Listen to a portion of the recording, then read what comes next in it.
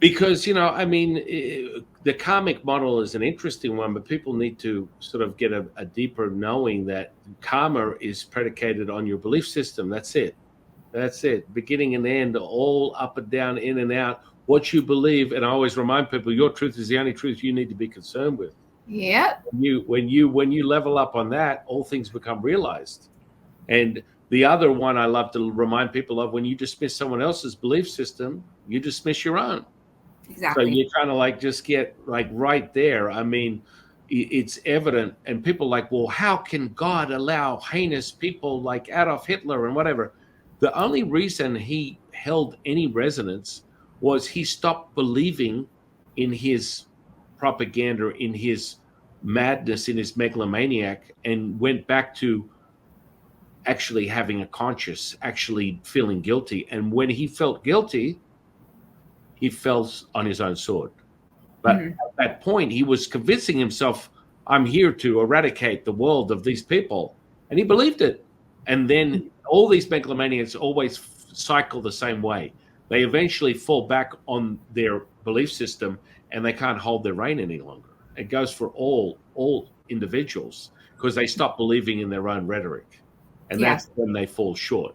And that's basically how they always end up ending whatever reign they have.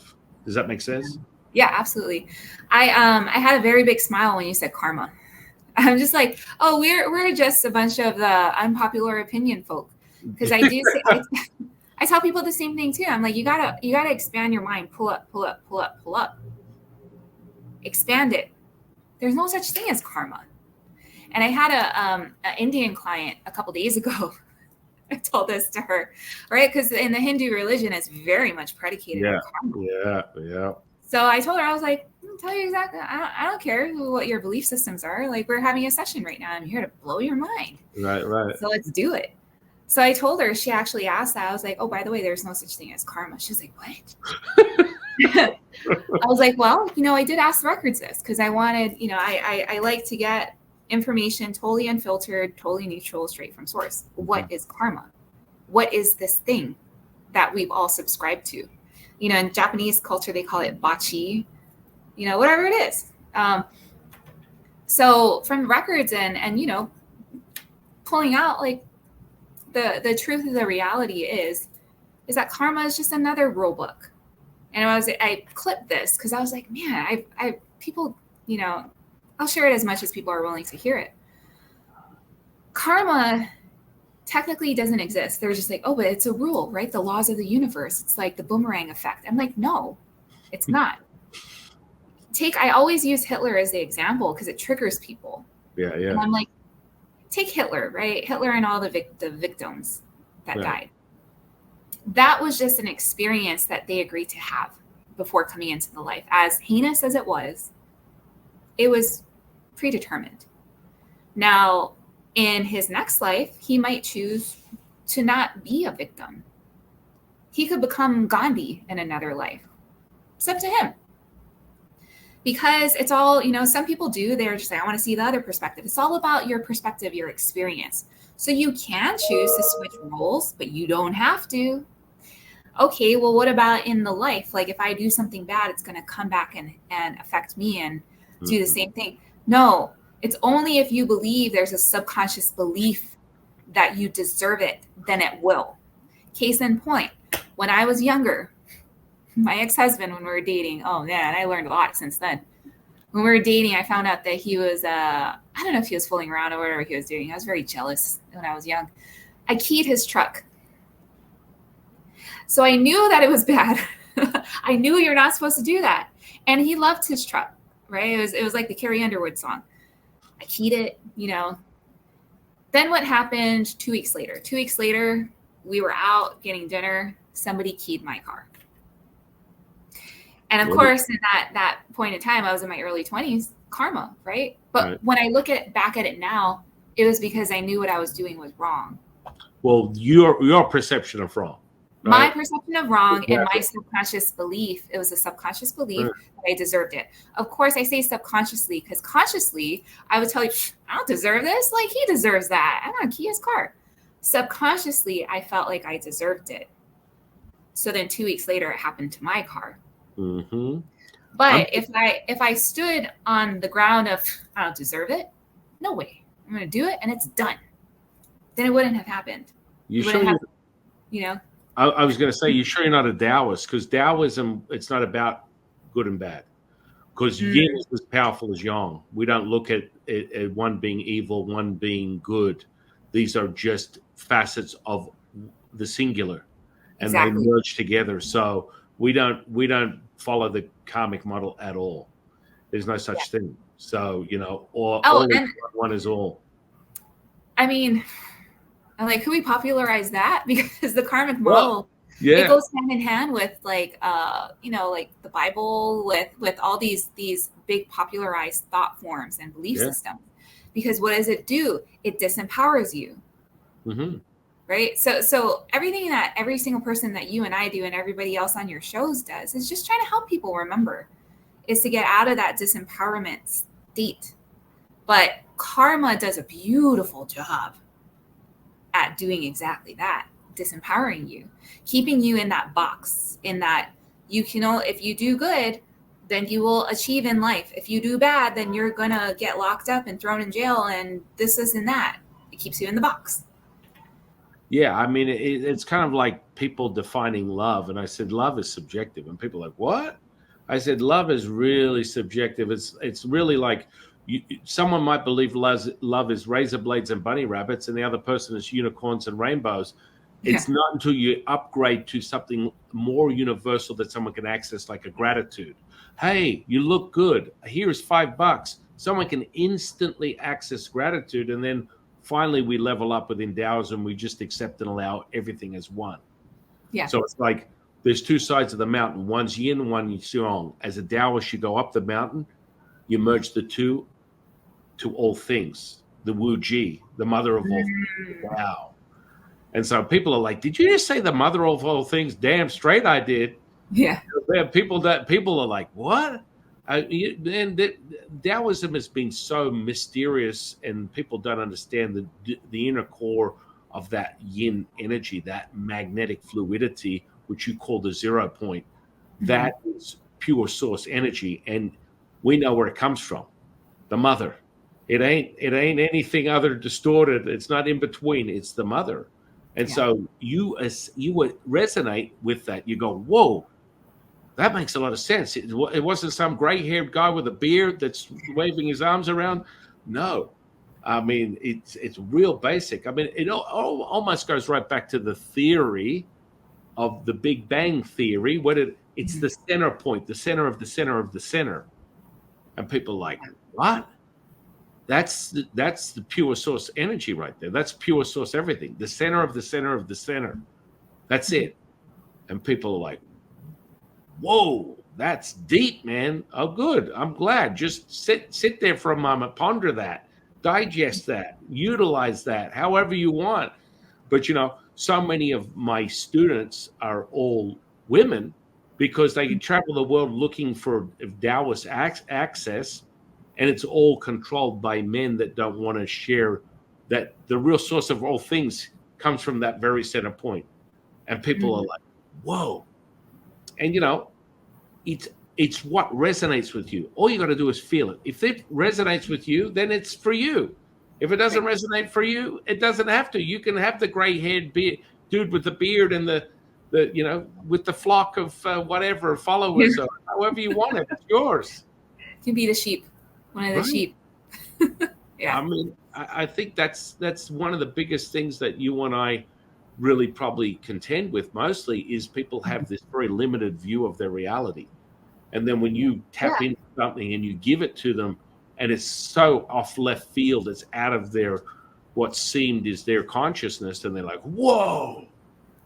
Yeah. We've begun, man. That's exactly it. And I was there too. And that's why I don't, getting to this point in life, I kind of wonder, I'm like, oh, if I got to this point when I was in my early 20s, I don't know if I could hold the capacity. I don't know if I could hold all of this. But I've had so much life experiences up until this point where I can relate to literally every single person. Because I didn't think about this until recently. But if you make a trauma checklist of everything that could possibly bad happen to a person, I can check every single one of those boxes because I have had and experienced all of those things. So I guess so when I have clients, it doesn't matter who they are, what their belief systems are, where they are in life. All it is, it's just a matter of showing you, look at how divine you are, and then taking the route to get you to where you are right now.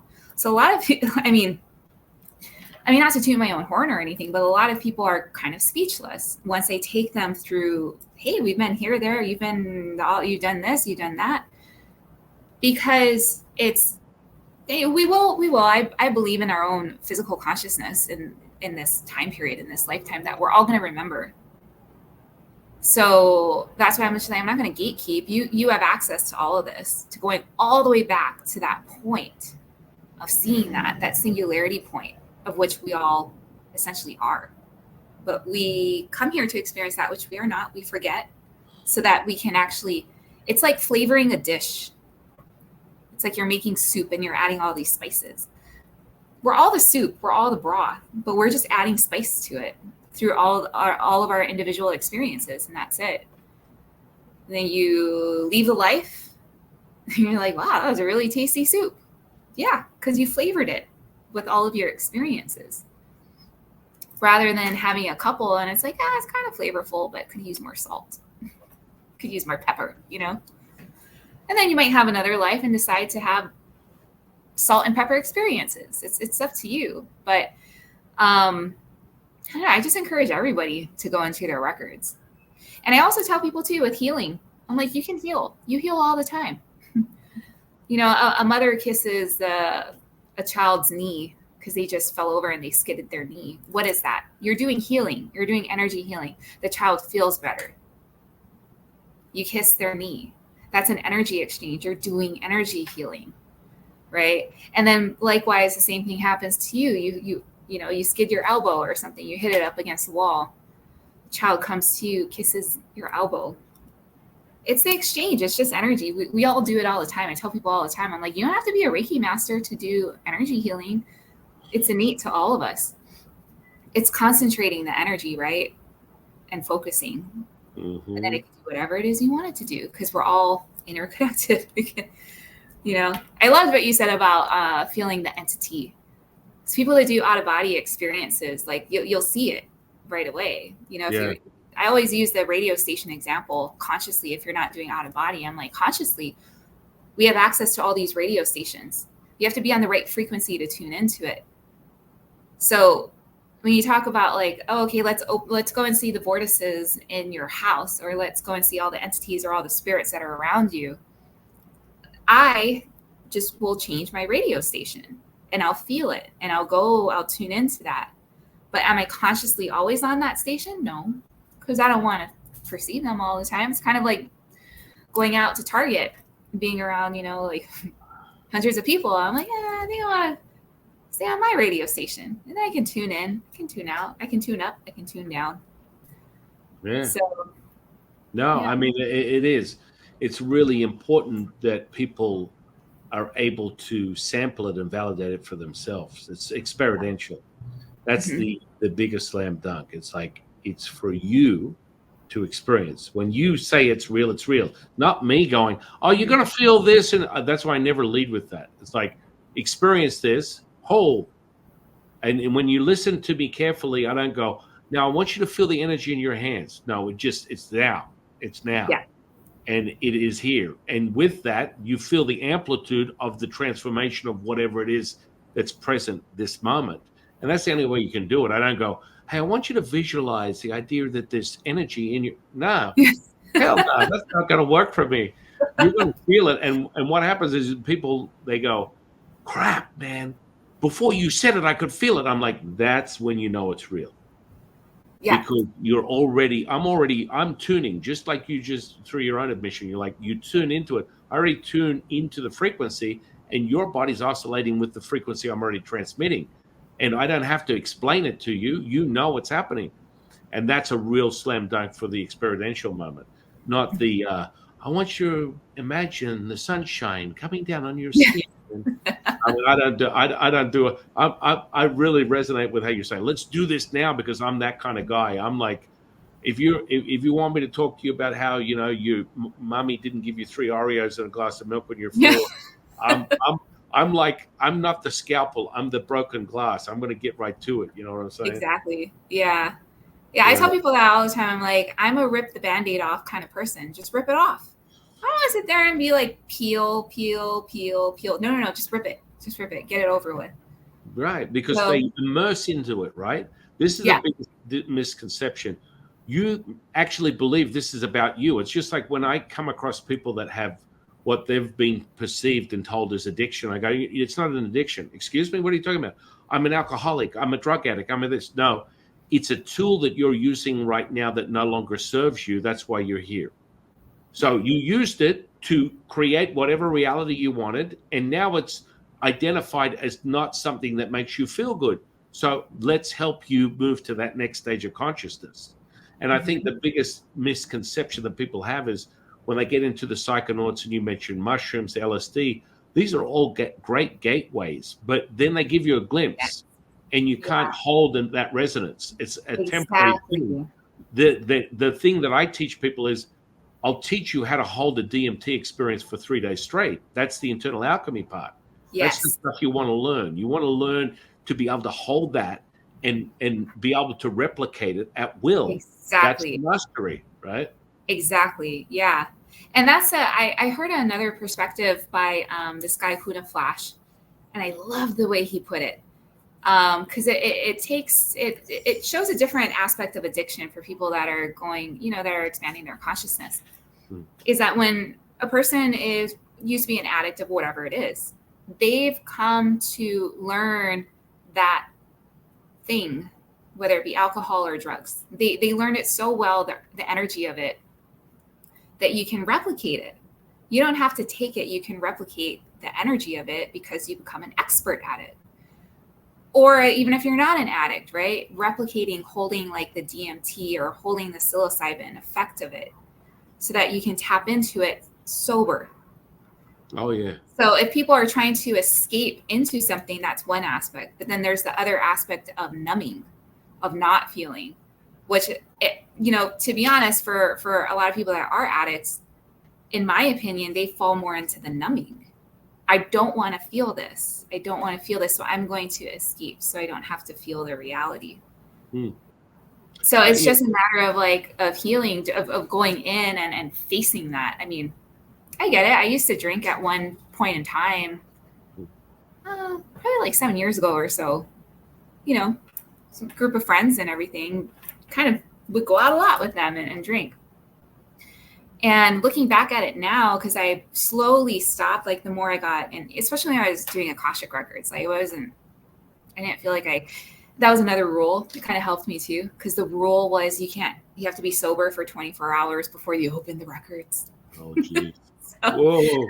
I kind of tempted fate a little bit. I was like, I'll get information where I'm not getting any information. But a lot of it was numbing too. Like the same thing I was telling you about, the reason for going on antidepressants was because I didn't want to feel. I was always highly sensitive, but I had no way of explaining it in this reality. So I'm just like, I'm just going to stay in my left brain and just numb via a socially acceptable tool. So when I look back at it at the height of that time period where I was drinking, that's all it was doing for me. So I wouldn't have to feel. I don't want to feel. I don't want to feel. Then now it's like you have no choice but to feel. I'm going to feel everything because now I remember again that we're all interconnected. So I kept running away from the thing that I always knew, which is that we're all interconnected.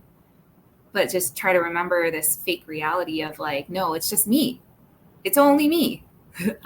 It's just me. I don't want to feel anybody. This is my little box and I like being in the box.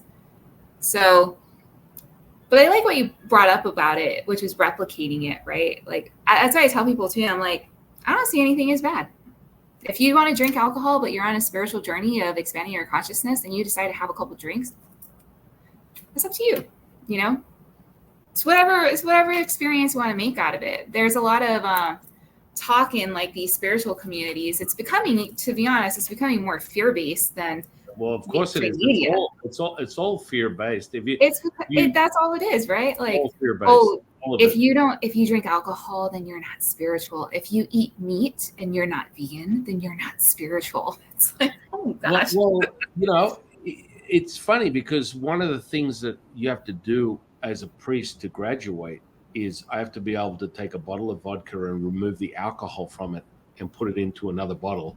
And then you have to scull the bottle in 60 seconds. And if it's not removed, then you're either puking up or you're sober as the day is long. And so that pulpability becomes instantaneous. And so either you do it. And I love that. I love that. I mean, that just reminds me, I don't go out as much anymore because I've been sober this whole time. But I tell you, if I'm out around the very few times I was in social situations, and of course, like all my friends drink and it's a socially acceptable thing, right? It's legal. Yeah.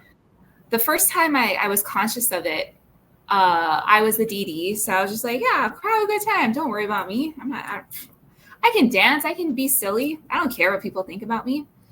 So we're having such a good time that the following day, I woke up feeling hungover. And I had zero alcohol.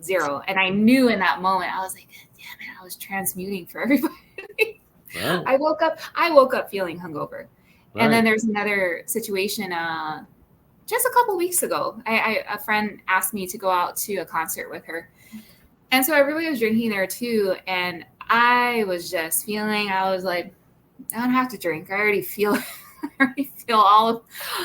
all of you mofos drinking. I can feel it. I can feel myself getting high. If I want to feel high, I can feel myself feeling drunk. If you guys are drinking, I can feel that. I don't need to drink.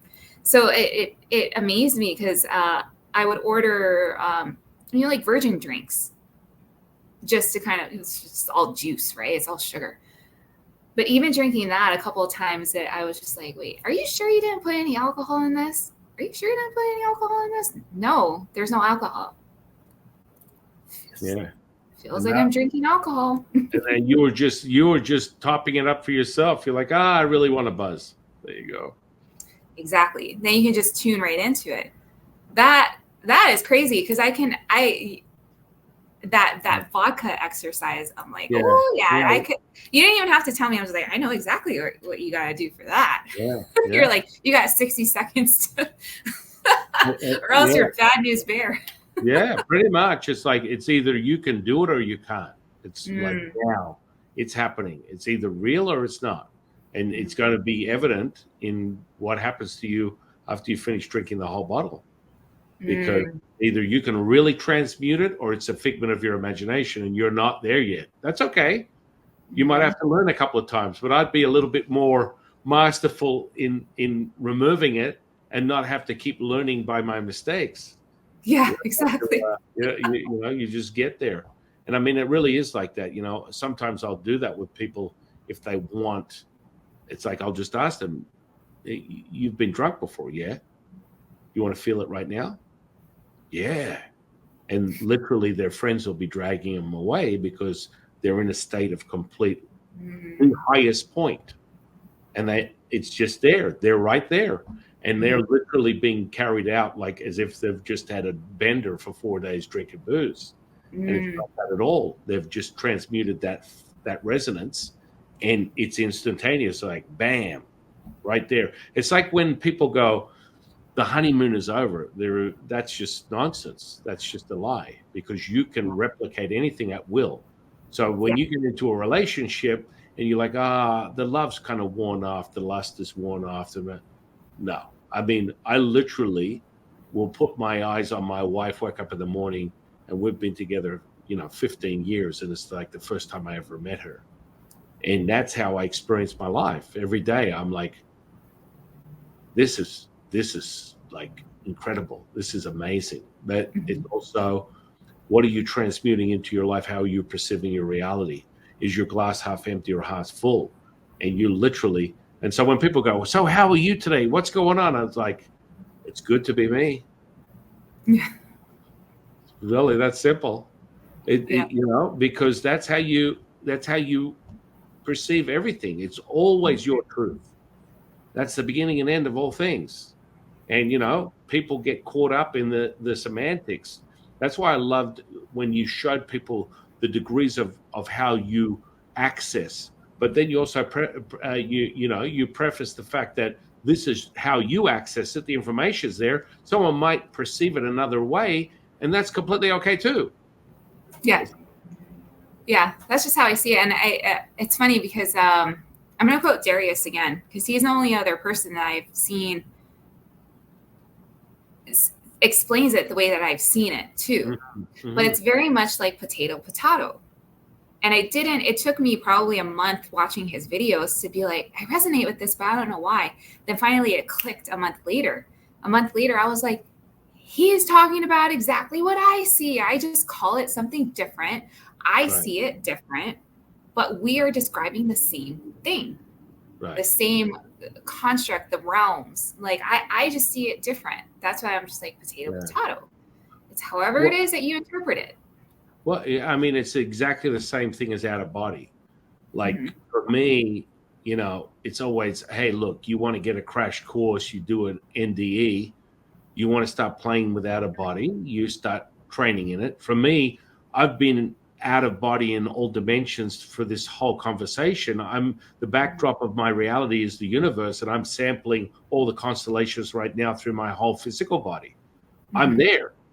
So it's like I'm high as a kite, doing what I love to do, which is have conversations about consciousness.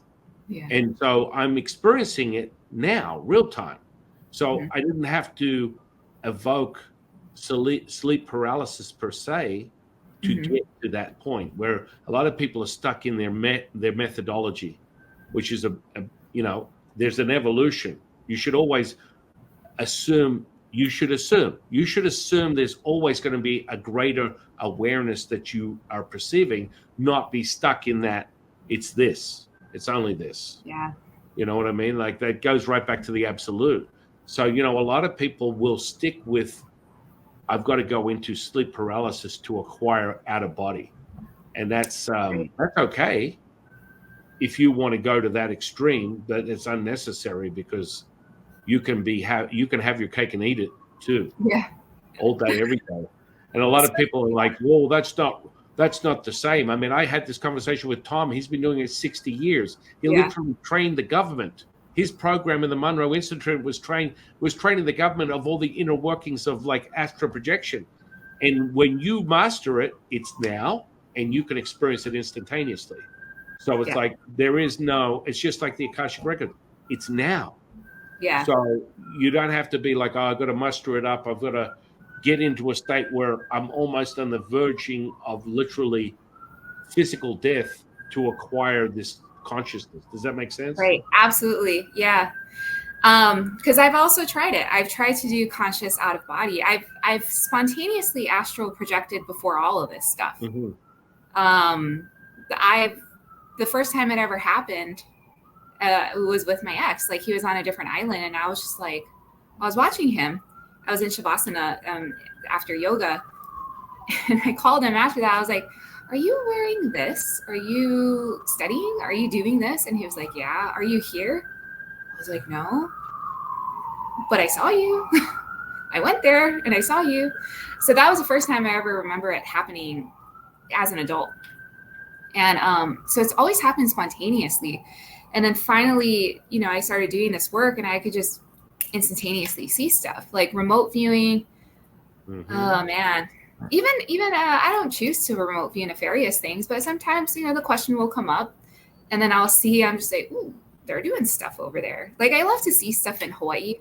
Because it's my home, you know, and I know there's a lot of stuff that they do that's not, people don't know about, but I would see certain things and, you know, they would tell me, they're like, if you can see them, they can see you. And I'm like, yeah, okay. But having it be instantaneous, it's funny because like you can just do it, right? And I also did try to do conscious out of body. So I did consciously like try a couple of times. And it just took so long. It was so much energy. Put myself, lie down, go into sleep paralysis. I can do it, you right. know. But that's the one way deal. It's like, right, like I could be behind you right now instantly. And it's like, not that would be like super creepy for the audience, but it's like I could be there. Yeah, that's what I was just saying. I can stand next to you right now too. Right. It's funny because I was just like, man, I want to see what people are talking about with out of body, even though I can already see it. You're already so going into like shutting down the body, right? Shutting down the body into sleep paralysis. Okay, I'm not scared of death. I've died many times. Mm-hmm. Getting to that point, it's literally like you have to shut down your body when you go to sleep. So then a lot of people are afraid of that because it feels like you're dying. Mm-hmm. And then coming out of it, it's like, so I understand the whole steps of doing a conscious out of body thing, but it never quite worked for me. I could never get to the point of rolling out, of sitting up, of standing, of literally being out of my body, looking down at the body and seeing it. But I can do it right now. Right. Even consciously talking to you like this. Well, that's more advanced. That's more advanced than what you just spoke of. That's kind of like the infantile kindergarten version. But people are obsessed with it in a Hollywood frame of mind. And if you listen to it long enough, you have a perception of that's how it has to be. And it's okay. But, people don't realize they get caught up in it. And they're, that's really out of body.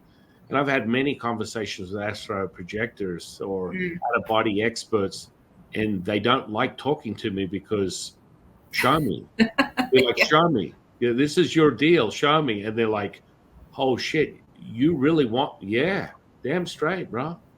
Bring it. I want to see it. I want to feel it. I can feel you and see you. If you're here, show me. Mm-hmm. And people are like, whoa. It's like just as you and I just transfer, you can feel my presence in your space, and I can feel your presence in my space. That is it, ladies and gentlemen. I don't think people understand the magnitude of that. And if we choose to focus our attention, we can literally look around the room and start getting more information and detail. A dear friend of mine who's a world-class remote viewer and has been trained and studied by, some of the top tier, like scientists in parapsychology and paranormal activity. Her and I like have a fun all day talking because unless you experience it, it's just conceptual. It doesn't mean anything. And so a lot of people get caught up in the conceptual part, and that's what separates them from the experience. Instead of just being now. The audience needs to listen to what we're saying. We're saying now for a reason. So you can access it now, not this whole Hollywood, I've got to get to sleep in a certain area. And look, right back to what Tom said. It's a large consciousness system giving you what you want. If you want it to be all dramatic and be at the point like you've probably experienced what you perceive as a Kundalini experience, right? At some point in your life. I wouldn't, not in the manner with which it's popularized. Right. Yeah. Right. So, internal alchemy is my thing. I teach people how to transmute the very energy, turn this into a chemical fun factory and replicate things at will and separate the energy so I can like transmute electric charge from my body and shock you. This is the kind of stuff that's super cool for not very many things, but I can do it. It's like kind of like parapsychologists, psychokinesis, telekinesis. These are all great tricks, but it doesn't make you, highly evolved. It's a cultivational thing, right? When you and I are accessing this life force energy, that's at a state of consciousness that is at the highest point. That's different from the transmutation that I'm talking about. And a lot of people get caught up in it. I've only ever met 2 people that are actual real deal yogis that can levitate, stop their heart, transmute electric charges. Now, I've never had any inclination or excitement to want to levitate, but I can transmute electric charges. I can do a lot of crazy stuff that would blow your mind. I could stop my heart. I could do a lot of stuff. But that is sort of part of the side effect of this internal alchemy cultivation. And within Kundalini, that's when you access that stuff. Now, for a Taoist, that's not called Kundalini. It's basically a process where you're fusing the yin and yang, and it's an elevation of the Taiji pole, accessing what we call the sacred infinite flower. And when that blossoms, you have access to all things, and then the internal alchemy starts to palpate. Just when I say that, you're like, oh, I can feel that. Woo! Yeah. I can feel that one. Yeah, because it's real. It's resonating with you. And I've done it for almost 30 years. I've been teaching people this stuff. And when you do it, you can do it at will, for parties, for profit, however you want to do it. But that cultivation with the Kundalini, you will be able to levitate. So a lot of people say, "Oh, I had a Kundalini experience," and I believe I had an energetic experience, but it wasn't a Kundalini experience. You know what I'm saying? It's like people get to the point that it's like there's a certain processes to develop that. But on the same token, you and I, just as we said this present moment, you can have that realized instantaneously if you choose to accept it that way. So just in the same token of what we're saying, you can realize a Kundalini experience without having any training whatsoever if you accept it that way. Because the first thing that happened to me, this is the thing that tripped me out, was I went from bodybuilding and powerlifting, and I wanted to do something internal. I got this voice in my head. Before I discovered the channeling and I did the Latsu thing, they go and try meditation. I'm like, meditation? I pick things up, I crush things, I toss things around. Yeah. What am I going to do with this? And in those days, it was like Hare Krishnas and the Dalai Lama. You know what I mean? It's like, man, do I look like I'm a 300-pound gorilla with 23-inch arms in those days? It's like that's not what I do. And so when I found this spot, this woman was offering these free meditation classes, and I'm like, I've never done this before. All I read was you have to be still. I'm like, I don't do still. I don't know what it is, but I ain't still. So I tried to sit in a lotus position, and I was like getting backaches. This huge gorilla sitting in a circle with a bunch of other misfits that were looking for a freebie like me. We're in some youth center in some ghetto, and we're like, you know what? It's free. Beggars can't be choosers. Whatever. I'm looking around going, this is the usual suspects. This is like unbelievable. The whack jobs I'm hanging out with, and then this little grandmaster, this little what is it? She must have been 50 pounds, and she was a grandmaster. And in my mind, I'm thinking, she's probably doing some write-off for a 501 or something like that. Yeah. Whatever, it's free. What am I going to do? So I'm sitting there, hunched over. I can't do lotus. And I've got noise in the background. We're in a ghetto, and people are screaming, dogs barking, just distraction, noise, cars, ambulances, whatever. And she's like, and I'm thinking, there's no way this is going to work. Whatever it is, I'm in a room full of misfits. I don't know. And she goes, all I want you to do is listen to my voice and take a deep breath in. And when you exhale, everything will disappear. And I'm thinking, sure. I literally took an inhale. When I exhaled, everything was muted, even her own voice. She was like, I freaked out, man. I was like, this is more powerful than anything I've ever experienced in my life. I'm picking up weights, squatting weights, doing massive things, and I silenced everything. I couldn't hear anything. It was the most profound moment I've ever had in my life. And I was like, I'm addicted. I am addicted. I need to source this out. Whatever this is, I'm onto something. I'm onto something big, because it was complete silence and my whole body relaxed. Yeah. It was like, oh, I was like, holy shit. And so I couldn't hear anything, literally, until it came to the end where she said, now come back to the room. I was like, what the hell happened? It was like someone turned the volume off, and I was just sitting there high as a kite. It was wild.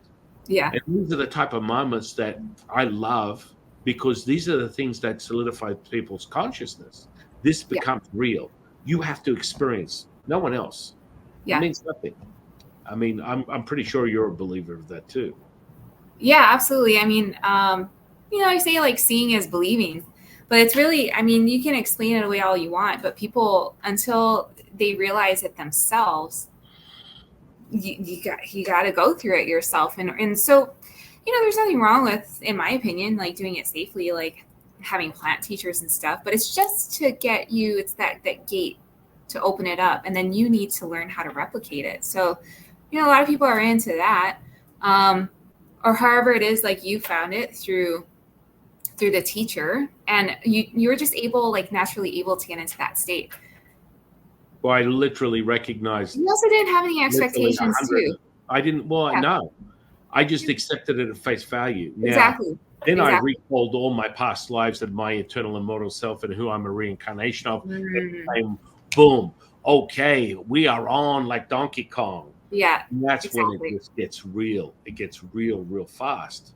And Yeah. that's why, what you do is critical to everyone's experience, is Mhm. accessing direct source information, and it will be visceral for the individual. It will be palpable. It will be physical. So something that you believe is a metaphysical experience, you're feeling it through your whole physical body as a tuning fork. Now you know it's real. It's like, because when you read that stuff off, people are going to resonate with it or not. And I guarantee you 99% of the people you read it to resonate with it. It just is. Yeah. They're right there at the right time. Yeah, depending on what they feel, there are some people that are, their clair senses are a bit more open than others. So for the feelers, I'll call them the feelers. Whenever I'm opening their records, they actually are. They tell me too. They're just like, man, I feel, I feel something, and I'm like, you're in the records with me. We're in the records together. You're a feeler. You're very clairsentient. It just depends. Like I always tell people, I'm like, we have a couple of dominant clairsenses that you use every single day. So it's just, if you open your records and you want to intuit information, it's just however you do it normally. Are you a visual learner? Do you retain information and get information very visually? Then your clairvoyance is probably pretty strong. So it's all kind of different for every single person depending on how they intuit information. It doesn't mean nobody can. Every single person is psychic. Every single person is intuitive. It's just they feel like they're not until something like that happens to you. You're like, what? I disappeared. Everything got muted. So that aha moment happening to them. Right. Well, I mean that was the first experience, so I was hooked. It was like, if this is meditation, I'm in all day, every day. Yeah. This is the kind of stuff. But I mean, I think what I want to make notable to the audience is when you have a system of cultivation, all those senses can be elevated so they're all equal. You don't have to have one less or one more than the other. You can experience all of them, and you can actually access all of them with a little bit of cultivating. Yeah, absolutely. Yep. Yeah. Everyone starts off with something, and then they feel like that's their little glimpse. No. Well, especially within Taoism, we elevate all the senses, so you have complete access instantaneously to everything, and it's regulated so that you can repeat it at will. It's just like how you repeat that visceral, palpable feeling when you go into the records. That is applicable to all your senses. That's not just the one aspect. It's just like you reuniting with your feeling, the subtleties. That's just like already leveled up. Just by us having a conversation, you amplified it. And you wake up tomorrow and go, holy shit, I still got the charge. I can feel it. And it'll just be, that's your new reality, the next bar. And the more and more you realize yourself, the more and more it just amplifies. Yeah. I think that's another good point too, is trusting the information too. Because everybody doesn't feel like they are, because they don't trust it. They don't trust their intuition. They don't trust the information that they're intuiting all the time, the signs that they're getting, whatever it is. It's just you talking to yourself, but you don't trust it. So like even for me, when I had to get comfortable doing this, especially when I would talk, say whatever it is about the person in their current life or their kids or something. I had to get to the point of like, I don't care if it's right or wrong. I trust whatever they're showing it to me for a reason. They're telling me this for a reason. So I'm just going to blurt it out. So I had to get used to and very comfortable just blurting it out. Right or wrong, I don't care. I'm seeing it and I'm intuiting it for a reason. So I'm going to tell you. And once I got to that point of just trusting it, I mean, I decided to do records readings for people because I trusted it to a degree. Did I fully trust it 100%? No, because I would kind of like hold back, like, oh, I don't know. I don't know if their kid has blonde hair, but I'm seeing a little blonde kid, you know? So once I got to that point of just blurting it out and getting comfortable with it, they're like, you're describing them so accurately. That's exactly their personality. That's what they look like. Da, da, da, da. I'm like, yeah, because I just have to blurt it out. I kind of have to get to a degree. Yes, I trust the information, but there's also a level of not caring whether or not I'm right or wrong, because it does matter. It's coming to me for a reason. So that's where people get tripped up too, because they don't trust themselves. It's like, they make it about them. They make it about them. But the second you don't make it about yourself, it's just right there. You and I are so similar. It's like, I'm not invested in this. It doesn't bother me either way. You know, it is what it is. And that's where most people are like, oh, that really hurts because that shit is real. Yeah, well, you know, hey, we're here. I'm just giving you the information. What you do with it is up to you. And, you know, and you come across those people, especially in this space, where I get there's a lot of really popular people that are calling them psychics, channels, whatever, and they come on the podcast and they're like, oh yeah, let's go for a little reading, and you know, I'll give them a reading, and they're like, holy shit, you can do this. I thought you were some dusty old like priest that was just like reading off the Tao Te Ching or whatever. It's like, dude, I'm not invested. It just is. It's information, and I just share it. And so I always cautionary the outcome, because it may not be what you want to hear. Oh no, I don't care. It's not a big deal. Oh shit, you're actually seeing this, and you can repeat it to me. It's got nothing to do with me. I'm not looking for your validation. I'm just reading the information. And you made such a good point, because that's the only way you're going to get it right now. Yeah. Not about, oh, I really hope they tell me I'm amazing. I'm the second coming of Jesus, and I look like I'm an etheric sort of archetype of an angel come down from heaven. And I don't know. No, it's just information. Man. I had a rough start with practicing with a classmate, a Galactic Akashic Records classmate. Yeah. And by that point in time, I didn't really want to do it, to be honest, because I started doing professional readings. But she wanted to do a practice run. I was like, sure, I'll do a practice run, because once people learned that I was already doing Akashic Records, then they wanted to do a session with me. And I ended up just reading people. I was like, okay, I'll give you my tips and tricks. Like, I have nothing to hide. So I did this session with this woman. And oh man, was she pissed off at me, because she was also an Akashic Records reader. And I told her what the records had told me in about mid-June was records had told me about implanted memories. And it took me a week to integrate that concept, because I was like, implanted memories, what? Like, I've read all of my Earth human lives. I can tell you my life that I lived as a female in the late 1800s. Like, I can tell you birth to death, what she did. Mm-hmm. And then they told me about implanted memories. They're like, that was an implanted memory. And I was like, what?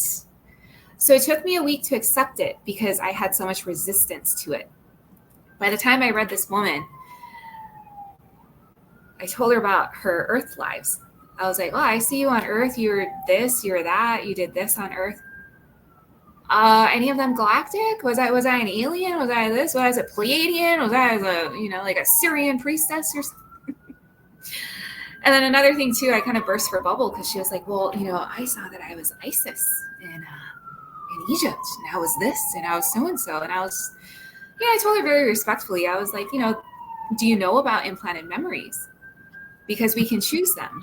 We can download it. It's like a file that you download to your consciousness to help you navigate the life. It doesn't mean you are actually that person, but you're tapping into the field, because we're all one in the same field. But I don't see you actually being Isis, And oh man, was she so pissed off at me. She was, because I wasn't telling her I wasn't feeding into that. I was like, I can't lie to you. I will not lie, because I will not compromise the authenticity that I keep with the records with source. Like, I'm going to tell you exactly what it is, and I'm not going to sugarcoat it either. So that was the first and only one, and it was a practice session, right? It was completely free. It was, oh, she was so mad at me. I was clipping readings so I could help, and I clipped it. It was an Earth Human clip. She's like, take that down. I was like, that's fine. That's your records. I won't post it. It's all, I'm not offended either way. I know what I can access because I don't gatekeep, and I'm not going to feed into a delusion that you have of believing that you're somebody that you're not, and people, luckily that was the one and only time that happened. Some people do want to know, hey, was I an angelic? Was I this? Was I that? And I was like, I don't know, let's go see. But the delivery, you can always get a feel of a person when you're with them. I can figure out if a person can really handle it, like, straight up, no chaser, or I could figure out, oh, okay, they kind of need a little soft around the edges with the delivery. But she was the only one because she was another Akashic Records reader, and she knew this about herself. She was very adamant. It's like the truth, right? The absolute truth. And that's why my relationship with the records, with source, is I know nothing. I don't know anything other than what I can see and perceive. I don't claim that I'm wise. I don't claim that I'm a knower of anything. I love just being open to whatever wants to flow through. That's it. Yeah. So I try to not have any very ingrained beliefs of anything. I'm just like, it's just my perception of whatever's coming through. Yeah. That reminds me of the first time I did a reading on someone, and I wasn't expecting much, but it was like this woman that was my partner, we were reading each other, was a psychiatrist, and she wanted to become psychic, and this was kind of like part of her training. And I literally, the information just came right in like Tourette's. I was like, oh my goodness, you've got more problems than all your clients put together. You are like unhinged. You have like massive depression. And it just all came out of my mouth. And she went, how does this guy have access to this information? This is a travesty. He should not be able to do this. This is wrong. I'm like, listen, it came out. And that was like the first time. The second time, it was one of my teachers. And I was talking to him, and I was supposed to do a reading, and he was thinking, yeah, right, okay, whatever. And I was like, oh, so what about this entity that you're feeding that's giving you the power to remote view? And it's telling me that if you keep doing it, you're going to die. And he's like, what? Whoa. What? Calling them out. I wasn't expecting, I'm just like reading it out. And he's like, exactly. Holy shit. And I go, and you and your girlfriend, you're running these classes, and you're supposed to be almighty, but it looks to me like you're feeding some demonic energy. And he's like, whoa, you need to stop. This is just between you and me. We don't have to have this conversation with everyone else in the room here. And 6 months later, he was on my doorstep, dying from brain cancer. And he ultimately died, like not even 3 months after that. Mm-hmm. But hey, look, all I said was, hey, the thing's going to kill you if you don't give it what it wants, and you don't want to let go of it, so it's going to take your life. And I'm thinking, yeah. And it was such a dramatic change, because these are people that are supposedly know all the training. They're the experts. They do everything.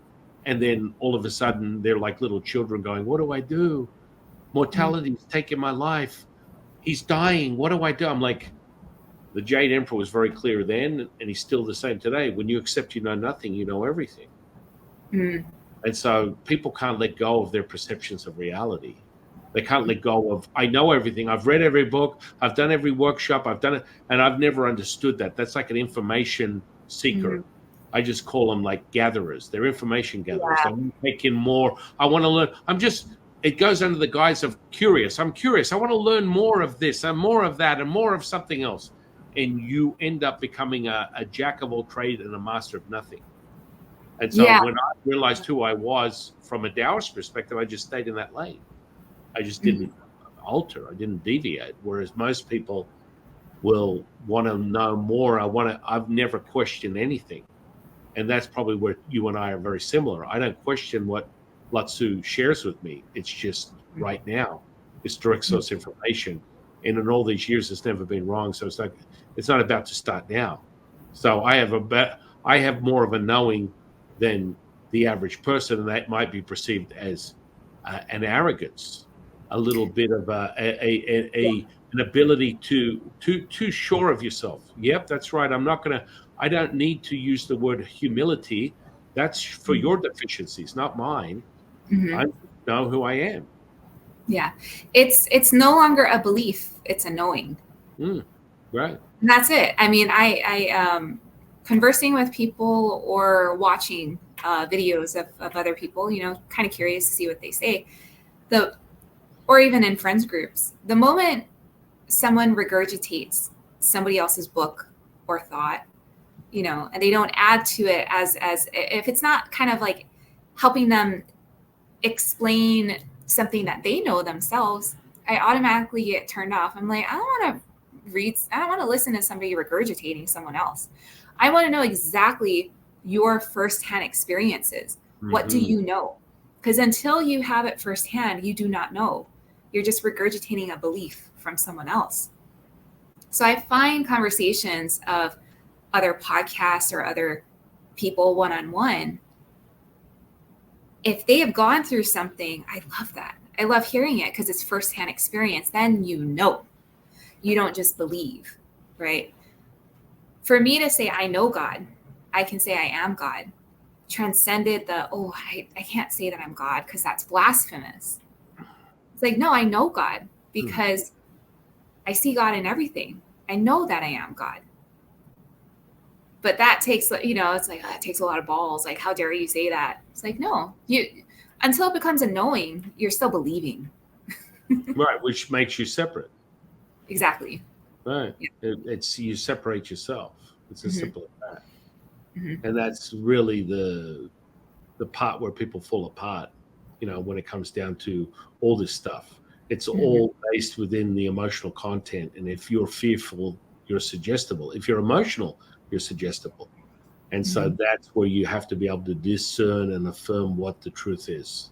And so your skills of mastery needs to be really refined. So because really it's not a dialogue, it's a monologue. Yeah, and when I people love that. understand that, when they understand absolutely. That's the truth. That's the truth. Yeah. Because I mean, all my teachers are facets of consciousness. Latsu, the three pure ones, all of them. They're access of points of information. And so that's it. I'm not like having to separate myself to get a result. I merge as one, and that present moment is now. But a lot of people want to separate themselves. I'm the channeler, and I channel my special energy, and it's always it's me. When I channel Latsu, it's me. I'm Latsu. Latsu is me. This is direct source information. Yeah. And so, a lot of people separate. They separate themselves, and that's the misconception. Yeah, exactly. Because it's the ether. It's everything, right? That's why I decided I chose the name Akasha Hawai'i. From a business perspective, I was looking at it. Well, what can people actually say? Like I know Hawaiian. I'm not going to choose a Hawaiian name because nobody's going to remember it, and they're not going to be able to pronounce it like my actual name. But Akasha Hawai'i, right? I'm doing Akashic Records and Hawaii. What's your actual name? How do you pronounce your actual name? My actual name is Shawlea. It's Shawlea like Talia. Shawlea. Yeah. Shawlea. That's cool. Shawlea. But you see it written, or I say it, then I use my Starbucks name, and it's like shorten it. So, but I also on another, I think you may have known Bobo, and he asked me what do you want to go by for the podcast. I was like, just Akasha Hawai'i, and it's like we were talking about, it's not a matter of humility. It's literally like I am not my name. Like I am not Shawlea, to be honest. That's just the avatar. That's the consciousness of which I was operating for a very long time. I'm pretty sure you're Taoist because we have secret names. We have 9 Ah, layers of different names that mhm. go all the way down, because you are really not the representation of your human flesh at all. That's not even you. Exactly. Exactly. And that's why I choose. I'm like, just have it go by Akasha Hawai'i. That's fine. I don't need people to, I have no desire for fame to be on TV and say, oh, Shawlea, that's her. I'm Akasha Hawai'i. This is what I do. I can help you remember yourself, and that's it. And it's funny when people ask, I had to tell this openly to people. A lot of people are very attached to names. Mm. So when we go into the records, the worst thing that happened was a client of mine who's a friend. She goes, hey, my galactic lives, can you tell me my name for every single life? And I was like, you just tell me the one thing that it's I'm like, I mean, I'll do it, but you have to realize that outside of here, names aren't really real. Like, we all have an energetic signature. We can all read frequency outside of here. Names are kind of, you think about it, yeah, here on Earth as a human, I use a name. But outside of here, that's not really a name. That's not how you're known by. So when people ask for names, like I had somebody ask, she was like, oh, I heard that we have a soul name. I was like, I've never heard that before, but if you want me to ask, sure, I'll ask, and I'll try to translate it. It's, oftentimes I'm like, it's sounds, it's frequency. I'm like, I don't know how to say this in a human, through my voice, through my throat, and then bring it out to you. So it's actual like syllables that I can pronounce. But I told her a name, and I was just like, it's not so much the name, it's like the meaning of what you chose to go by. And then I tell her the name, and she's like, it was the Hindu woman again. And she goes, oh my gosh, that's what my name means in this life too. I was like, there you go. I was like, I don't know Hindu, right? So I don't know. I knew what her name was from the screen, but I didn't know the translation of it. She's like, that's what my name means. Well, I mean, it's the same thing with the construct of how you get out into the records. These are they're degrees of a gear. Yeah. There are different gear you get in. It's really just all energy, frequency, vibration. Mm-hmm. So even though you're helping people identify with, okay, I'm going here to get to here, to here, to here. This is a construct that I've been given to perceive this experience, but it's just another frequency. Yeah. Yeah.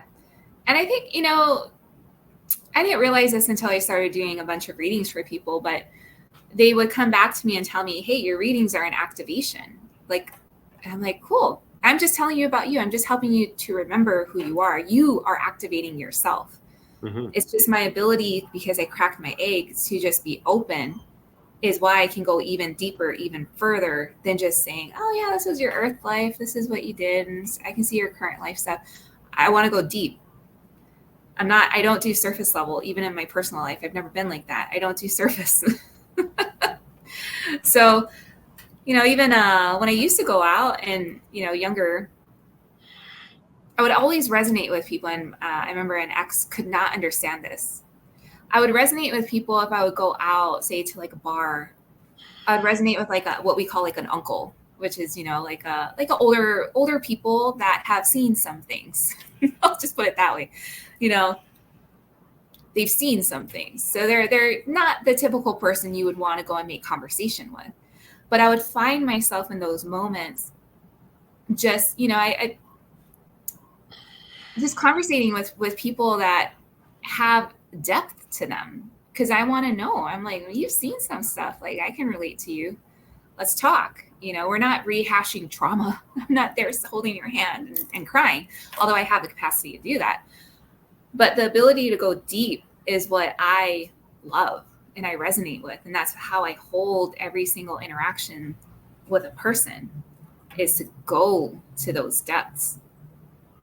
And that's that's where the transformation is too, not just scraping at the surface. Right. I mean, that's really where it starts and ends right there. Mm-hmm. And that, you just have a value. You have an appreciation, a gratitude for that, and you resonate with it. I mean, the resonance is basically all things. If you can resonate with anything, whatever the vibration is, and you resonate with that frequency of that vibration of that energy, it'll be realized. Mm-hmm. Yeah.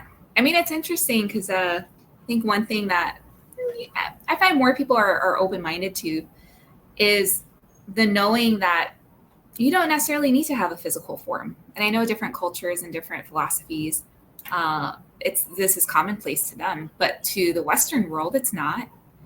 You know, we think, oh, if I had a past life, that means I was in a body. You weren't always in a body. You don't have to be physical. No. There's density to a form, but it's sometimes you're formless, you know, because it's consciousness. So that kind of took a while for me to explain to people, because I'm just like, I just see you as energy, and I'll try to explain to the best of my abilities what the energy is, but you're not in a body. And that's what that diagram is, right? Some people are very concentrated to like Earth, so they're kind of here, like my world is here. So expanding your mind out to here is where I want to take you to, because that's where you're from. Right. I mean, it's weird if I tell someone they were a rock, they're like, "What? Yeah. What are you talking about?" I'm like, "Dude, I'm just all I do is go in line. I go the last 9, bang, let's go." Yeah. And so for me, when I do a reading, they'll either sit up or lay down and close their eyes, because most of their sensory perception is not really advanced yet, but they'll see the movie of that life in their third eye, and they'll feel it viscerally. So they'll feel it and they'll see it in their third eye. It's like, I'm watching a movie. It's crazy. Yeah. Hey, that's just it. We're right there. But I go fast. I'll be like, let's go 9, bang, bang, bang, bang, bang, bang. Holy shit. Yeah, you know. But the rock, there's like, a rock? Really? I thought it was, yeah, dude, that's how it works. Yeah. All things at once, man. Instantly. Yeah. I love rocks too. I love stones. I was describing a client's son. I was like, he was a stone in another life. And the way that I was describing him in that life, she was like, that is who he is in this life. That is his personality. Now it makes sense why I think he's autistic. I'm like, oh no, he's very highly aware. He just operates as though he was a stone from his other life. That's how it even seeing a person, I was just like, they asked the question, they're like, what was the weirdest life that I had? Let's go and ask. Okay. You were a type of sea creature. Like a merman or something like that, right? Like I mean, mer people are common. An immobile sea creature. Ooh. I was like, I can feel what you're doing. You're kind of like a sea anemone that doesn't move. You're just there. You're like a glob. And you're just perceiving the ocean. That's it. And he was like, it just trips him out, right? If you want to ask, like we've been some crazy stuff, but it's crazy good. I mean, I love that's commonplace in, I would say, like Hawaiian culture, like Polynesian culture, is that everything has mana, everything has essence, everything has life to it. Mm-hmm. A tree is alive, a rock is alive, everything has life to it. Oh yeah, so everything's an auric field. Yes. So I always knew that growing up. So I never thought it weird. But I remember the first time I ever truly connected with stone, it was a rock. And I was in the records and I was just like, I don't know, like, let me just put my hands on this rock. And the things that it showed me was like, I would never have to take any kind of substance ever again, because this was a total mind trip, just the same as the records are. And I tell people, I'm like, if you think of stones and rocks, I mean, they've been there for so many years, seeing everything, because it's conscious. They're conscious. Right. And the things that I connected with and I saw, it basically showed me a time lapse of the entire area. Asked, where are you from? It broke off of another mountain. Just saw all of it. And water was actually a very, very big, hugest element, in my opinion, to my awakening, because I was a paddler, so a canoe paddler. So I was always in the ocean my entire life. And up until the accident, I was constantly in the ocean. So I started connecting with mer people when I learned to access the records. And the first time that ever happened, I was in an area that is for advanced paddlers because of the current, because of it's a kind of gnarly if you don't know what you're doing. But I was like, okay, I'm going to open the records and connect with whatever wants to come through. And then I didn't know who it was, but I knew it was an ocean creature. And they asked me, they're like, are you ready for this transmission? And I was like, well, sure, as long as I don't, you don't capsize my boat and I die, why not? Little did I know, this was like 2 years ago. Little did I know that throughout the entire paddle, talking in my head, talking back and forth. And then I finally asked, I was like, can I see what you look like? Can you just show me your face? Because I feel like you don't want me to see what you look like. I can handle it. Show me what you look like. So it showed me what it looked like, and I could see it through my third eye. It was the first time I ever saw a true mer person. Did not look like Little Mermaid Ariel. They do not. It's looked more fish than it did human. Like a creature from the Black Lagoon. Absolutely. Yeah.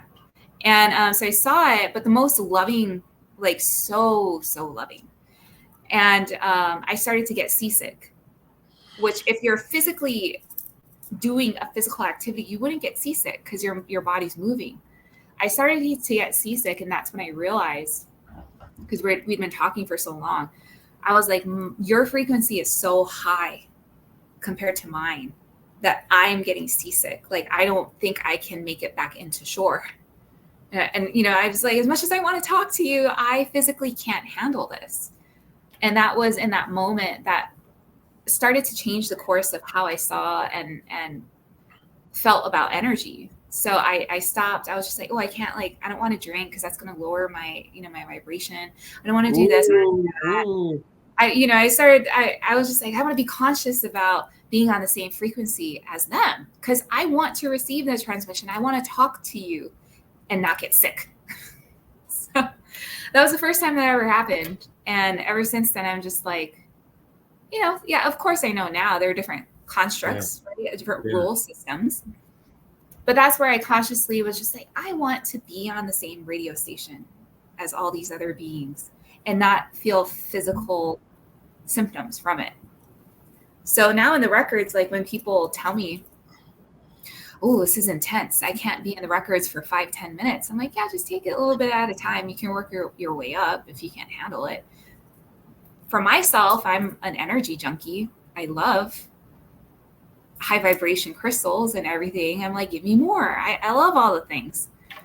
So it's almost like having a high tolerance for that, where it's, if you tell me we're doing that exercise, I'm just like, yeah, anytime I feel something, I'm like, oh, I can feel it. I can feel it again. Like Pinocchio, I'm a real boy, I kind of get a kick out of it because I'm just like, I see the movies all the time. I can see like the best movie there ever was, but feeling it is a different story. Yeah. Well, I'm a show me guy. I'm not interested in the fluff. It's kind of like when you talk about accessing. It's like people don't want to perceive, like this cell phone.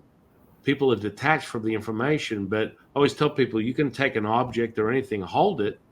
Now this was born from a factory in a certain part of China where 1 out of 3 of the factory workers die prematurely due to lack of food and water, and they are slaves.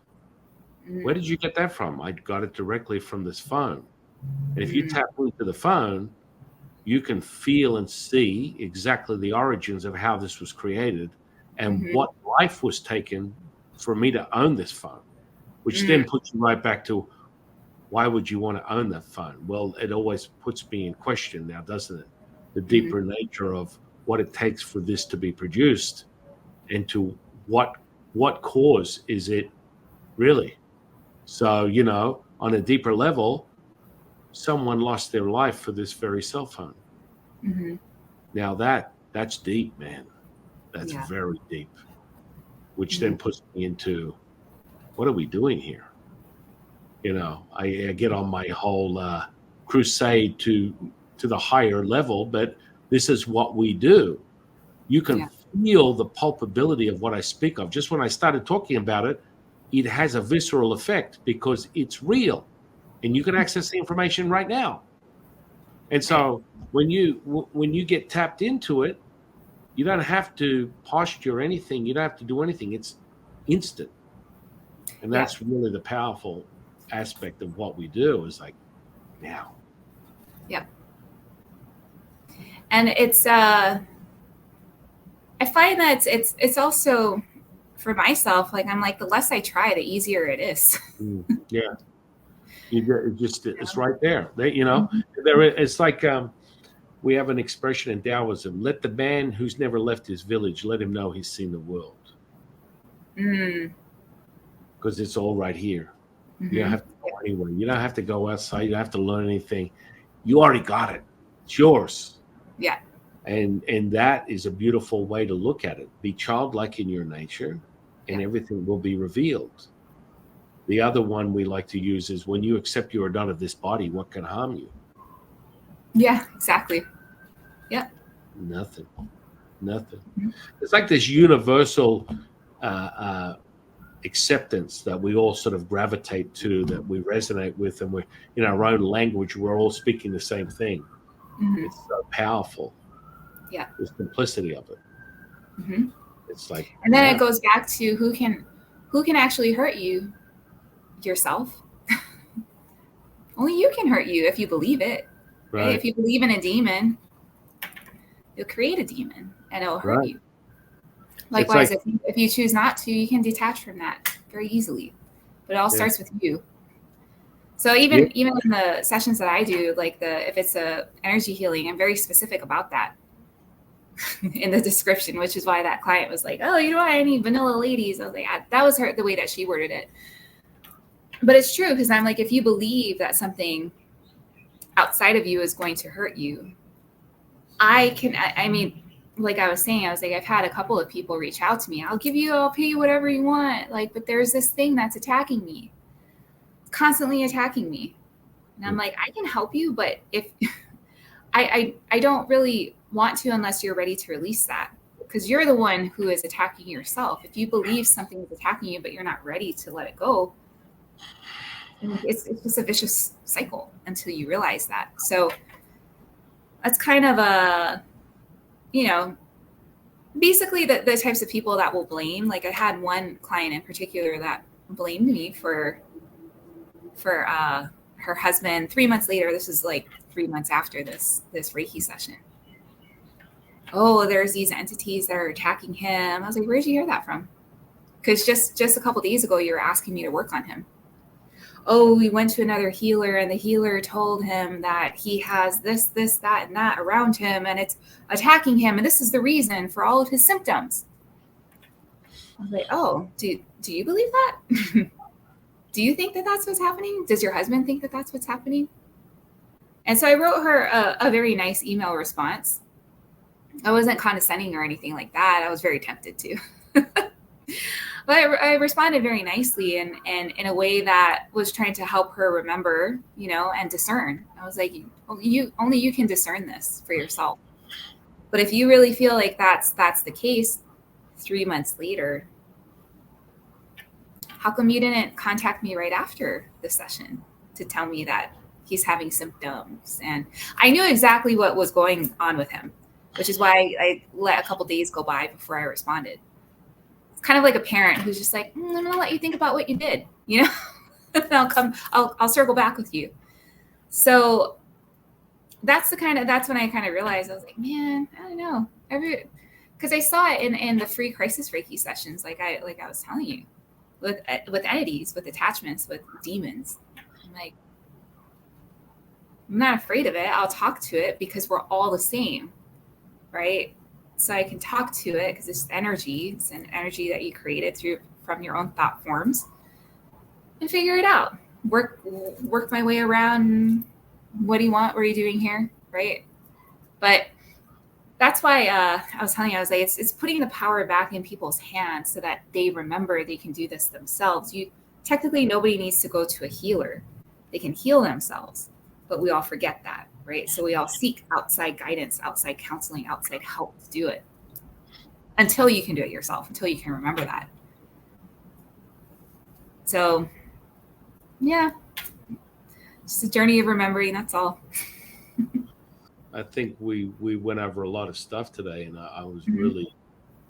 really refreshed and energized with your how you share and share this information with others and Mhm. show them who they really are, because Mhm. that's really what this is all about, remembering. Yeah. Yeah, absolutely. It's kind of like just like a therapist, right? I'm like, oh man, I don't know if I could ever be a therapist because I'm just like, take me out of the equation so you can do it yourself. I'm Right. also a single mom, so I'm like, I gotta do a million different things, right? Pick up, hold your own weight. You have the ability to do it. Yeah. That's Yeah. it. Yeah. It's about being whole, Mm-hmm. Yeah.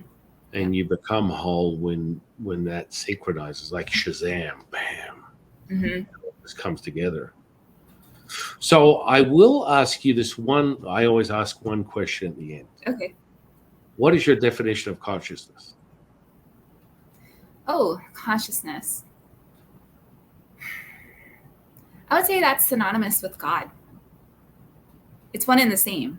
Consciousness is a feeling is consciousness. It all starts with consciousness. It's kind of like the chicken or the egg. Where did God come from? Where did source come from? It's all consciousness. It's like energy. It's like it can't be created or destroyed. It just is. So, short answer would be consciousness. It's the same thing as asking what is God. We're in consciousness. This is all consciousness. Yeah, I love it. I love it. I love it. No, not one person has the same answer. I think it's profoundly amazing, because, as it should. For Mm. me, consciousness is realizing you have choices. Mm. Yep. Uh, uh, it's Hmm. just like the simplicity of all things. Yeah. But my goodness, my friend, I'm very grateful to the universe for bringing you into my life. I'm able to do whatever I can to help the collective Hmm. by, having a conversation with you that can touch a bunch of people across all different types of platforms. They listen to our conversation and it's like a 4-minute mile. And they Hmm. go, oh, I can do that. I feel it. Whoa, man. That's all. That's Yeah. it. And boom, you just, from that conversation we've had, has just grown into a bunch of people being able to do a bunch of things that they thought weren't possible. Hmm. Resonated with, they hooked into it, and now it's realized, it's palpable, it's tangible, it's theirs. You Hmm. know, that's how I see it. Anyway. Yeah. Absolutely. Multiplier effect. Yeah, Yeah. pretty much. And so what I'm going to do is put all your social media under this podcast.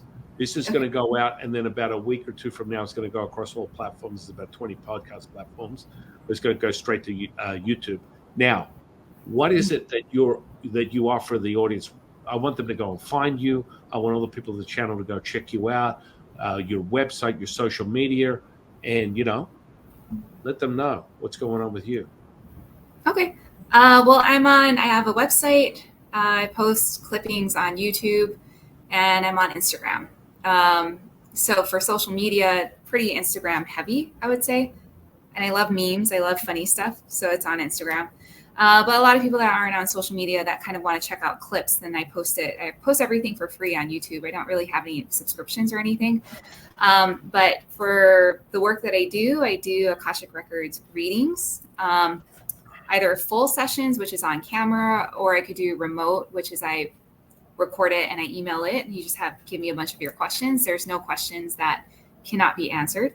Or I also offer, I call it multi-dimensional Reiki. There's really no term for what I do, but again, having a business background, I wanted to have something where people actually knew, hey, what do you do? You do energy healing? Like, what is that?